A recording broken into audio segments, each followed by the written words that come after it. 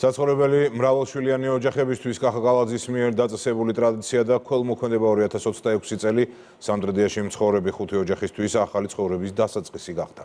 ტრადიცია გრძელდება, ნინმა ისურაძე ამბობს. მრავალწლიანი საქველმოქმედო ტრადიცია სამტრედიაში წელსაც გაგრძელდა. უსახლკარო ოჯახების საცხოვრებლით უზრუნველყოფა კახაკალაძის ინიციატივით 2012 წლიდან საახალწლო ზეიმის განუყოფელ ნაწილად იქცა. ტრადიციას წელს 2 კერძო კომპანია და მმართველი გუნდის წევრები შეუერთდნენ.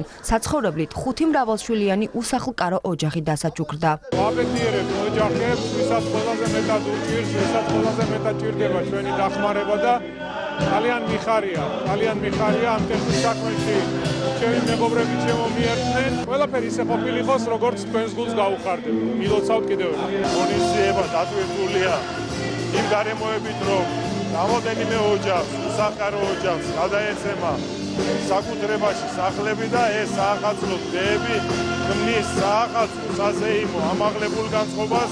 თევზაძეების 9-სულიანი ოჯახი ერთ-ერთია 5-დან, რომელიც ახალი წლიდან ცხოვრებას საკუთარ კეთილმოწყობილ სახლში განაგრძობენ. ამ ოჯახში 7 არასრულწლოვანიდან 2 ბავშვი მინდობითი აღზრდის პროგრამით იზრდება. დღეიდან კი მათი უსახსრობით გამოწვეული პრობლემა წარსულს ჩაბარდა. მადლობელი ვარ კახაკალაძეს, რომ სახლი კარი მომცა. ხოდა მრავალშობა ხაზებს დაგვასვას ღმერთთან და დალოცული ვიყავით.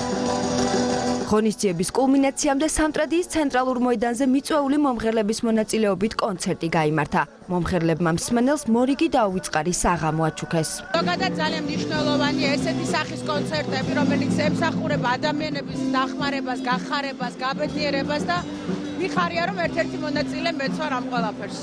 მინდა რომ მთელ საქართველოს მიულოცო ახალი წელი, შობა ახალი წელი. უდიდესი მადლობა მინდა გადაუხადო ყველა სამტრედიელს. რომ აი ესეთი საღამო შედგა, ესეთი ენერგეტიკა.